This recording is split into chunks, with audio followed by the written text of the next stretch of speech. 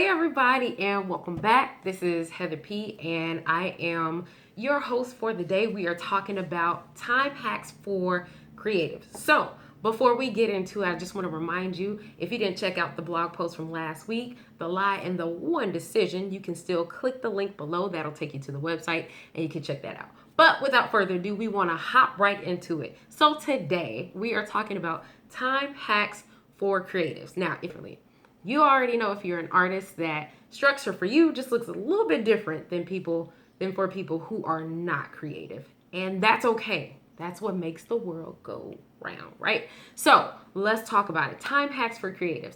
Now, it is uber important that we understand time management. And side note, you can't manage time, but you can manage yourself within the time that you have.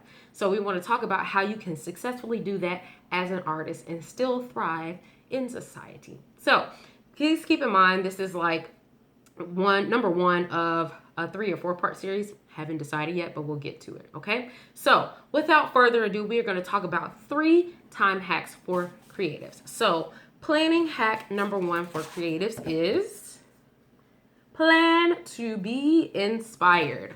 What do I mean by that? So as an artist, well, little backstory. What you don't know about me is that I was an associate, then customer service manager, then sales manager for Franklin Covey Client Sales. They were like a huge time management and business planning system back in the day. They are still around online. You can check them out on Google if you want to. However, we were all about planning and goal setting, et cetera, et cetera. And I used to go around teaching time management and goal setting to Fortune 500 companies, lots of management teams and things like that. But never did I ever see a bunch of artists in the crowd. And being an artist myself, I felt the pain of those who are creative. They were very great ideas. They are proven foundational principles for people, but it just needs to look different for people who are creative because we're just wired differently, and that's okay. But back to planning to be inspired. I say all that to say, what you have to do is set aside time, and that amount of time will vary per person, but set aside time each and every week to leave room for inspiration. So what does that mean, Heather? For me, that means I set aside one exploration day a week, and then I do a big one at the end of the month. And all that means is I pack my lunch because I love food. I pack my lunch, I get in my car, and I drive in a random direction on that day, and I kind of just am. I turn my phone off or on airplane mode. And I turn all the music off, all the noise off, and kind of just get away. Now, a lot of times, sometimes I'll try and seek out like a cool museum or like an old antique shop, bookstore. I love nature, so I try to explore new parks and things like that, but just something to keep the creative juices flowing. I plan to be inspired. Now, a key to this is that you're not supposed to tell anybody about when you're planning to be inspired. People have like very little to no respect for downtime, especially when it's yours, especially when they need you to do stuff.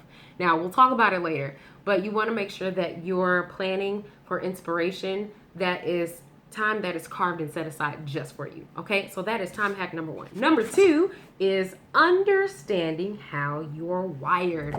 This is uber important. I cannot stress this enough. You have to understand what makes you tick. And once you understand that, the rest will fall into place. Okay. But when I say understanding how you're wired, what time works best for you waking up? How do you function well during the day? What type of clothes you need to wear that makes you feel like you can conquer the day, if you will. What food is working for your body? What shows, what music, what do you need to listen to? What don't you need to listen to? Who can you and can't you be around during certain times of the day? What is going to help you be your most productive self? How are you going to operate at the highest level of who you are? That is understanding how you're wired. So for me, a long time ago, I started digging into the type of work that I do and what helps me do that work the most proficiently and effectively. And I realized, like, I hate sitting down. Like, even sitting down right now is a challenge. But I hate sitting down. I love being active. I'm very into nature, love sports, activities, and things like that. So the challenge I kept running into is in between time, I was looking for work that kind of put me in an office, put me in heels, had me sitting down. And I was miserable. Like, the work was noble, and I enjoyed what I did outside of that office. But being in an office that had tan walls, kind of like these, I hated it. And so it really took a toll on my creative juices. And so what I decided is that from now on, every workspace that I have is just going to look very differently. It's going to look creative. It's going to have lots of things that are amazing in it to help me to continue to flow. Understanding how you are wired. That also means that I know I need to exercise like 3 to 4 times a week, but I love doing different things. I need variety in my life. I mean, I also understand that no matter what other people think about how I'm wired, I'm still going to be wired like that. I was talking to somebody I love, and I was explaining, I hate sitting down, telling them how I felt, and or not how I felt, but I was telling them how I'm wired. I was trying to explain myself. Mistake number one. But anyway, and at the end of it, they looked at me and said, "What are you, like 5 years old?" So I was like, okay, that's fine. But anyway, long story short, understand how you're wired and you will be okay. All right, and on to planning hack number 3. Do not compromise your downtime. Now, there's a little asterisk next to this in my heart and in my mind because we do have relationships, we have responsibilities. Sometimes your downtime cannot be your downtime because people have emergencies. People need our help. That's just life. And that's where we put a pin in it. That's it. Now, we can't always be available for our downtime all the time because people need stuff. People will take advantage of your time. Like, at the end of the day, a lot of people, unfortunately, don't plan the best that they could. And so sometimes that looks like you fulfilling needs in last-minute emergencies that they have consistently every week.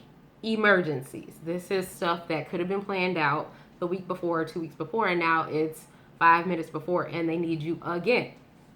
You have to set boundaries with people, but that's another topic for another day. So I hope you enjoyed these time planning hacks for creatives. Leave comments in the bottom below. Let me know what you think. We just want to give a shout out to Filet Gang Muta for the lovely top that she provided for this on today. She is of Black Girls Are. So if you don't know what that is, you can follow them on Instagram. It's Black Girls Are. Check them out. Awesome podcast that they have. But stay tuned. Be back for next week. We are going to get into part 2 of planning hacks for creatives, and this is getting things done. Until then, we will talk to you later. Peace.